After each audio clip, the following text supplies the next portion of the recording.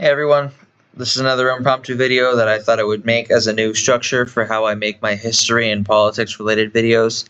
Since this is something that I'm passionate about, I'm actually a little bit excited to be able to kind of refute myself because I think it helps, someone grow as a person. You can't get anywhere if you just refuse to change your views or admit that you were wrong.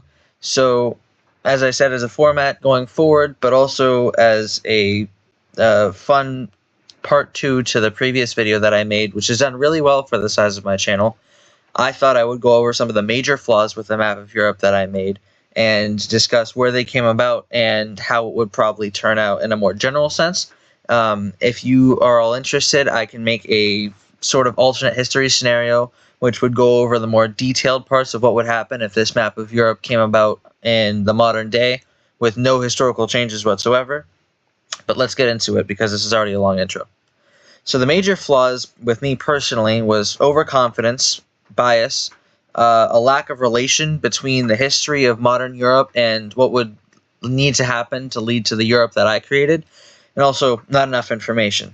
So going over these one by one, you're all familiar with this graph. Many call it the Dunning-Kruger effect, though I don't know if that's 100% accurate, so correct me if I'm wrong in the comments, but that's what I'm going to call it here. I'm definitely past Mount Stupid. I very, very explicitly remember when I got to that point, and my 6th grade history teacher really put me in my place, thankfully. But I'm also slightly confident enough that that it outpaced my competence, and I didn't really think through my choices because usually my historical knowledge is, let's just say, it exceeds that of the people around me. And that led me to feel that what I was doing was, historically accurate, which, let's be honest, it isn't. I'll explain that in the rest of the video, but in the future, I'll put more research and effort into these videos because while that one was just a fun, impromptu video that I got the idea for and made within 6 hours, I think that to have really done that topic justice, it would have been better to do a little bit more research into the demographics and history of these countries.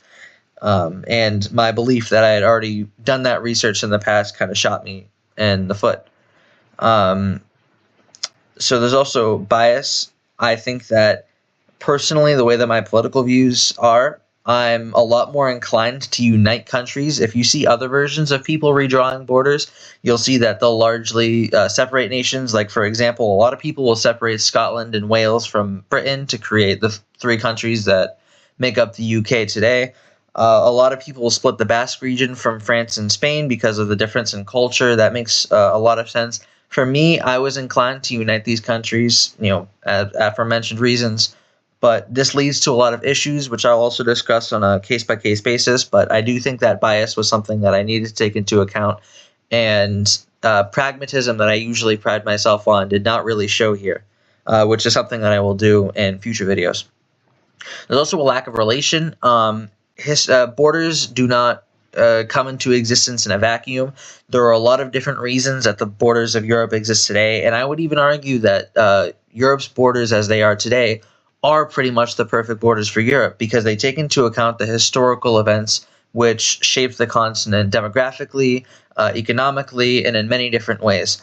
So, like, for example, the Oder-Neisse line, which divides Germany and Poland, is a perfect reflection of Germany and Poland's history, especially their long history of conflict. And also because of Soviet policies after World War II and the ethnic, let's say, migrations that took place after World War II are now reflected by the border. So there's also not enough information, which is a flaw on my part. As I mentioned in the video, I'm an American citizen who has never been to Europe, so I lack a lot of boots-on-the-ground information, which probably would have been useful here. One of the major flaws with the map itself that shows through this is historical rivalries. Like, to go ahead a little bit and use an example, Croatia and Serbia, even though at one point they were united, they probably don't want to be united again considering their history, which, well, that's something that I probably could have figured out by how that history went as a history nerd. Not being a Croat or a Serb, that wasn't really at the front of my mind while I was making that map. And Crap, there was one more thing that I wanted to say, but I forget what it is, so I'll leave it in the comments if it comes up. So going in the same order that I did last time, starting with Iberia, one of the major flaws with the Iberian Union is not only the fact that Portugal and Spain are different countries with different cultures, and the historical precedent which I use to justify the Iberian Union shows why maybe a union between these two countries wouldn't be the best idea. There's also the fact that areas like Galicia, the Basque region, Catalonia, and many other places, even like the Balearic Islands too, have their own independence movements and are trying to break away from Spain. It doesn't make too much sense in hindsight, while there are benefits to the Iberian Union, to have what would ultimately become a Spanish-dominated confederated state. It doesn't make sense for Spain to incorporate Portugal when they're already struggling to counter independence movements in these different areas, and when Spain itself is already a fragile country. I think that this Iberian Union, while it could be strong in many ways, would also be very, very, very prone to collapse, and that would not be a very good situation for the Spanish. While the Portuguese don't really have any independence movements, to my knowledge, a breakup between Spain and Portugal could even lead the Basque country or Galicia to take that opportunity to declare independence from what used to be Spanish territory. In regards to this, I think that this is one of the less controversial or, I say, problematic parts of the map, because a lot of this is based on, the historical precedent that is established. Like, for example, Savoy, Nice, and Corsica are or used to be culturally Italian. But since this is based off a map of modern Europe, the problem with giving these territories back to Iberia and Italy and later splitting Belgium is the modern ideals and ethnic composition of these areas. While Savoy and Nice used to be Italian and used to be culturally and linguistically connected more to the Italian peninsula than France, nowadays they are overwhelmingly inhabited by French speakers who are part of French culture and are an integral part of the French nation. So if you were to wake up tomorrow with these borders, those people there would be a little bit iffy about it because they're not really Italian anymore. The same goes for Northern Catalonia. Even though there is a large Catalan population in the area, to my knowledge, they are a minority, so it wouldn't make much sense to give it back to Iberia because it would be the same situation as when France first annexed the territory. Now there's a bunch of French people in the territory, which, it probably should be French in that case because the French would probably want to be governed by other French people. In regards to Belgium, it's not – what I did wrong here was I believe – I overstated the cultural similarities between Flanders and the Netherlands and Wallonia and France. Walloons are not simply French people, and the Flemish people are not simply Dutch. There are many cultural differences, and in hindsight, I think it's more safe to say that if they were to gain their independence, they would largely stay as their own states rather than join their larger neighbors. I think Flanders is a good example of this because even in history, despite the fact that they were already part of the Netherlands when they split off to become Belgium with Wallonia, they're supposedly culturally and linguistically Dutch, yet they chose to break off from the Netherlands due to historical and cultural differences that I didn't take into account here. So in hindsight, even though splitting Flanders and Wallonia might not be a hugely problematic, if you would want to change the borders of Belgium, it would be a little bit of a stretch to say that giving the territories to France or the Netherlands would be a 100% easy solution because there are a lot of differences, as I just mentioned. Going on to Northern Europe, Iceland and Ireland are unproblematic. Iceland because it hasn't been changed, and Ireland because the north is closely related to the Irish Republic and is slowly moving back towards it.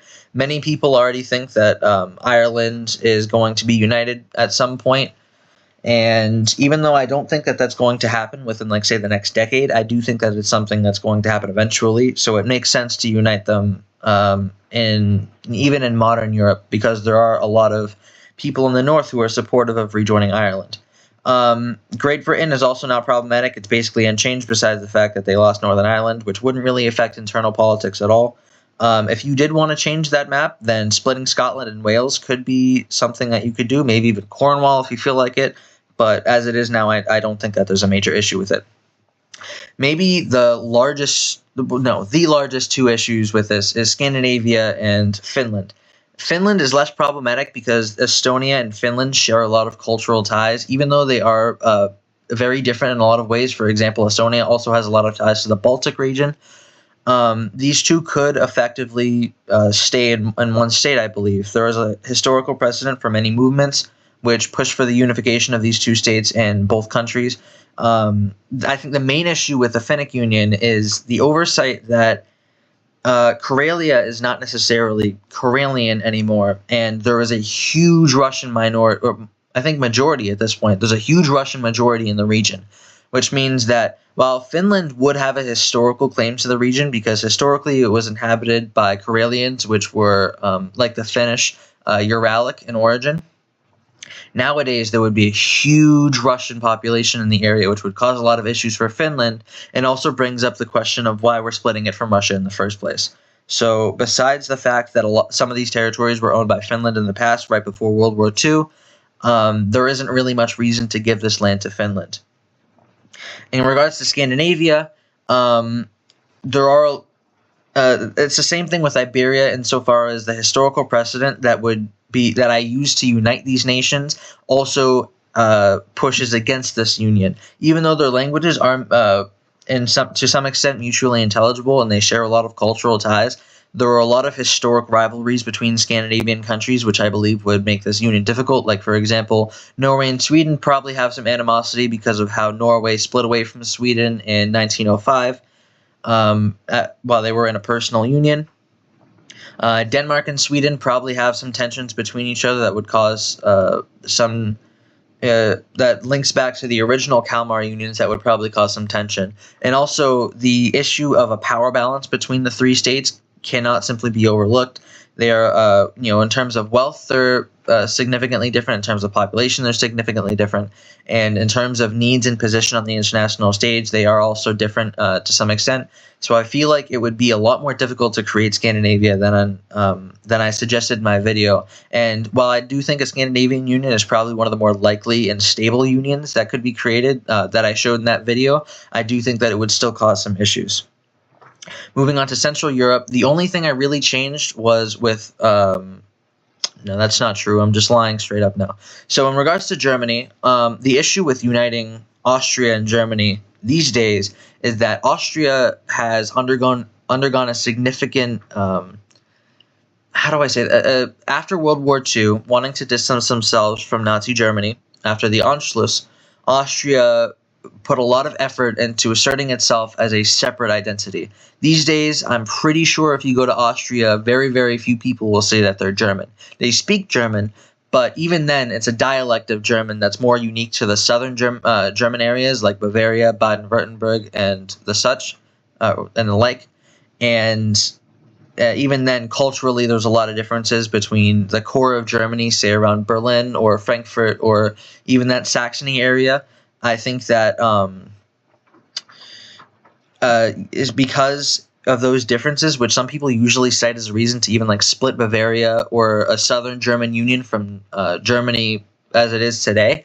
I think that combined with the fact that Austria has spent a lot of effort differing between German and Austrian, despite a lot of historical and cultural ties, I think that uniting Austria with Germany would not be a very simplistic process. A similar story goes with Luxembourg, but even to a greater extent, Luxembourg is different from Germany.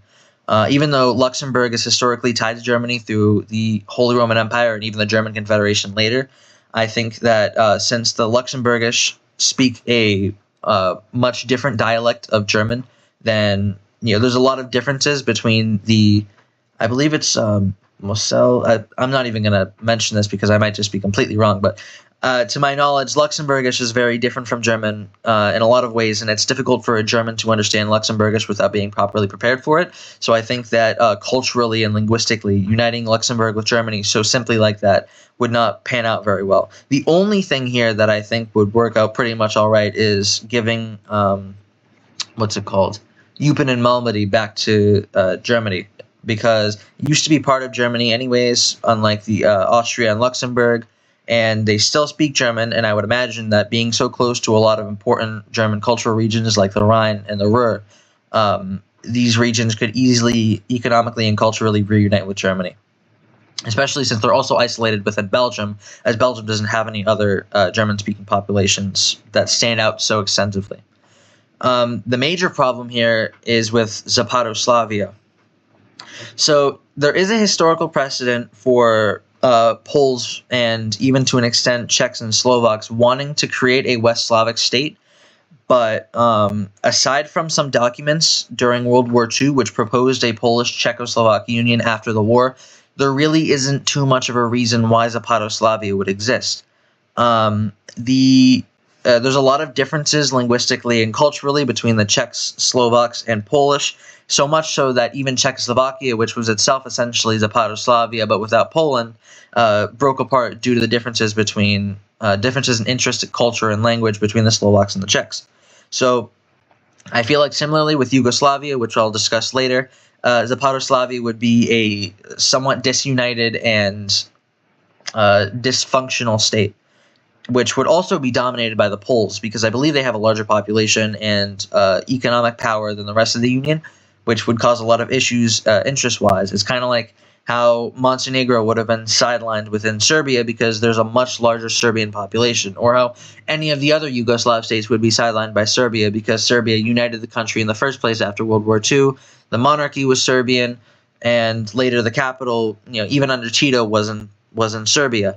So there are a lot of issues with that I think would make Zapadoslavia a more difficult concept to realize. Less problematic than all of these is giving South Slovakia to Hungary. I do think there might be some issues, especially since Hungarians, even though they are a majority, I don't know how much of a majority they are, and I didn't know that when I gave them that land. So different from World War II afterwards, there might have been some migration, I'm not entirely sure, but I will acknowledge that there are some issues that would come with just giving this territory to Hungary, even though the Hungarians are a majority. Lastly, with Italy, the only thing I'll address here that hasn't already been addressed is Malta. Malta, it does have its own cultural identity. I already talked about this in the video, so I won't talk about it for too long, but Malta might not be too comfortable within Italy because I don't believe there's much of a historical precedent for uniting these. Like, it was owned by the Aragonese for a long time, then it was owned by the Knights Hospitaller for a long time, but no united Italian state has ever laid claim to the region. And also, it wasn't owned by some large Italian merchant state like Corsica was by Genoa for a long time. Moving on to the powder keg of Europe, and also the powder keg of this video, the Balkans. The major problem with this map is Yugoslavia, because oh man, if I knew how bad Yugoslavia turned out the way it did in our world, adding Bulgaria to it would not fix anything. As many people pointed out rightfully in the comments, Yugoslavia is a failed state for a reason, and this would probably not end well. As I touched on earlier, states like Croatia and Serbia have huge rivalries because of how the Yugoslav wars went. So if we're assuming that this is modern Europe that just suddenly decided to change their borders, uniting these two would not end well. Serbia very much positioned itself wanting to take land from Croatia that was inhabited by ethnic Serbs. And Croatia very much positioned itself as Serbia is a tyrant within this union, and we want our independence from them. So those conflicting interests, regardless of how correct either one is, would create incredible tension that would undoubtedly tear Yugoslavia apart. Additionally, adding Bulgaria, while initially I thought, oh, they're also Southern Slavs, this kind of makes sense because then it's really a Southern Slavic union. There's more reason for them to work together. Adding Bulgaria just adds like another Serbia to the union. There's a huge group within the union which is going to push their own interests and is going to have very, very, very large amounts of leverage against all the other countries. Like Slovenia, for example, has much, much less population and much, much less influence, therefore, upon the rest of Yugoslavia, while Serbia and Bulgaria both have, much larger populations than the rest of the country. This would not end up well, but, an effort of a small and probably inconsequential defense, keeping the Balkans as it was is probably not the best idea, considering the fact that they still hate each other. But maybe that's just a symptom of the Yugoslav wars that hasn't gone away quite yet. Albania is entirely unchanged. Turkey's European lands are also unchanged. I did see someone say that we should give Cyprus to Palau, which I actually agree with. I think this map would be perfect if it was just all owned by Luxembourg, by the way. That's an objective opinion, and you can't tell me I'm wrong, even with factual evidence. But anyways, back on track. I do think that Cyprus being annexed by Greece is still an okay thing, because Cyprus does have those historical and cultural ties I touched on in the original video to Greece. But I wanted to reiterate the fact that this would be a large issue for the Turkish minority in the north, which, as I said in the video, has already caused a lot of tension today. So that is something that needs to be further addressed. Maybe Cyprus can be given partial autonomy, like the northern part where the Turks are centralized can be given autonomy or something like that. But that would be more of an internal change, so I'm not going to touch on that too much. Moldova being annexed by Romania, I think, is perfectly fine. There's a very easy historical precedent. Moldova was part of Romania with no issues before World War II, and it was only taken because the Soviets had the historical claim of, oh, this was land from the Russian Empire, so give it back to us, or we're sending 500,000 troops straight into your province. And Romania couldn't really do anything about it, especially because they couldn't count on German support. So moving on to the last region, which is Eastern Europe. I largely left this untouched, and I also wanted to add, because I probably should have added this in the original video and I didn't. Part of the reason that I put Crimea on the sarcastic list of people you should show this video to is because I left Crimean as part of Ukraine because correct me if I'm wrong, but I believe the United Nations recognizes Crimea mostly as Ukrainian. So I decided, you know what? That's the least offensive way that I can draw this border. I'm going to leave it like that because I didn't intend to touch this region anyways. Because there's an ongoing war in the region, you can argue as much as you want that the Russian majority parts of Ukraine should be part of Russia. You can argue that Crimea should be part of Russia, which I understand because it was originally part of the Russian Soviet Socialist Republic, and then it was transferred to Ukraine. You can argue that it's part of Ukraine because Russia had guaranteed Ukraine's borders, and it was part of Ukraine when they seceded from the USSR. Whatever way you want to put it, my original intention with this was to leave it as it is. Belarus I left as it is because there's nothing really wrong with Belarus. Russia's trying to annex it, but then, that's probably not going to work out. So I decided, it's fine. And then the Baltic Union, I do think that there's a problem with that. Latvia and Lithuania being countries that have close ties, mostly in resistance to Russia, but also just culturally, because a lot of, Courland, for example, was owned by I believe Lithuania within the Polish-Lithuanian Commonwealth for a long time, or it was a vassal state of Poland. I'm not entirely sure off the top of my head. Livonia for a time was also owned by the PLC, and also culturally they're close, and there is a lot of interchange there, but the ethnic background that I cited as the reason for the Baltic Union I don't think is strong enough to 100% justify a union. I think that this would probably survive, not without its issues, but there really isn't a reason to do it. Just like there isn't really a reason to separate Kaliningrad from Russia. I did note that what I call Prussia here, which, small tangent, was just like, it's not like an oh, it's German again kind of thing. I understand that they're entirely Russian now. I didn't mean to give it back to Germany. It's just I couldn't really think of another name. And the name Prussia even predates German inhabitation of that land. Before the Teutonic Knights came, the people there were called the Old Prussians, and that's where the Teutons eventually got the name from, that evolved into the state of Prussia. But back on track, the land is entirely inhabited by Russians. It's a pretty solid part of Russia. There's no major independence movements, to my knowledge. I think the idea that it should be separated from Russia because of geopolitics and also because of geography raises a question, one, for other countries, because there are a lot of countries that have disconnected territories, like, for example, the United States and Alaska. Alaska is disconnected from the United States, but that doesn't necessarily mean that they would be better off as their own country. I think that with Kaliningrad being so closely tied to Russia, despite their geographic disconnection, and also my disregard for geopolitics in the rest of the video, I don't think that there's much of a reason to separate Prussia or what I call Prussia here, from Russia. So ultimately, do I think that this is the worst map of Europe that's ever been made? Nah, no. I've seen worse. I play Hoi 4 after all. But I do think that there are a lot of things that need to be taken into consideration here that I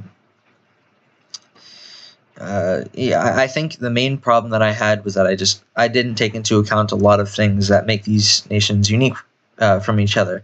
And when you look at a map of Europe as it is today, ignoring a few sections of it, it really does reflect natural and logical changes in the borders that show Europe how it's supposed to be. And that is the Europe that many nations on that map have spent centuries fighting for. And while there are some changes that could possibly be made for the betterment of certain countries, it would undoubtedly come at the expense of other countries. So, especially because my specialty is in history that's already established rather than speculative history. Alternative history, I suppose, is a better term. I just look at a map of Europe and I appreciate it for how it is. So with that, thank you all for watching. If you have any ideas for videos that you'd like to see in the future, please leave them in the comments. If you have any other things that I glossed over that you would like to add in the comments, please mention them. And with that said and done, I will see you guys in the next video.